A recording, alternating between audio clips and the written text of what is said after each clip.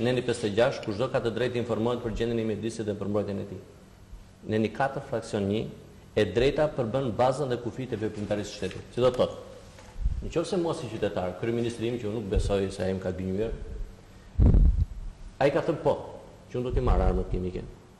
Prisë edhe 1 apo 2 shtete të tjerë që edhe ata të na ndihmonin. Në gjithë fjalimin e tij unë kam qenë shumë i vëmendshëm, më kanë dëgjuar disa herë, nuk gjeta që ai të përkrahte protestën, domethënë të thoshte indirekt që po, protesta juaj më bëri të reflektoj. Nuk gjeta te kryeministri im të humbur. Asnjë s'ishte i humbur te kryeministri im. Tërë dolën fituar, ai vetë i fituar, doli opozita e humbur. Pse? Sepse studentët ishin keq informuar. Në fasit po kështu.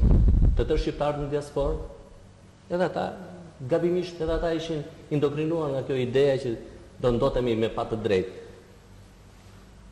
E njëjta gjë, po t'i radhisim, kemi dhe deputet të PS-s, edhe liderin shpirtëror, Koçakok Bima, dhe ishte kundër. Por edhe presidenti, kreu shtetit, ishin kundër kryetarin e bashkisë, i zgjedhur nga PS-ja, liderin e LSI-s, kryetarin e parlamentit. Ne kishim një person, kryeministrin e Shqipërisë, që ishte pro. Lutem, edhe lideri i parlamentit nuk doli asnjëherë kundër. Që të thoshte jo. Kundër ishte. Jo, a tha do të mbështesim juve, edhe nuk është shprehur një politikan që thotë që pa transparencë nuk do të ketë asnjë vendimarrje, domethënë nuk do ketë vendimarrje pa ju. Kjo logjik, mendimi im është jo. Me fjalë që unë nuk isha pro armëve kimike në Shqipëri. Me çfarë do lloj kosto ekonomike që të vinin ato? Ky që qëndrimi. Atë qëndrim ky quhet. Jam kundra. Asnjëherë nuk u thaj që ndonjë gjë diplomatike për të mos qenë dakord. Hiq president, kur bëhet fjalë për jetën e popullit, nuk ka më gjuhë diplomatike. Atëherë, unë kështu bëhet fjalë për disa të holla.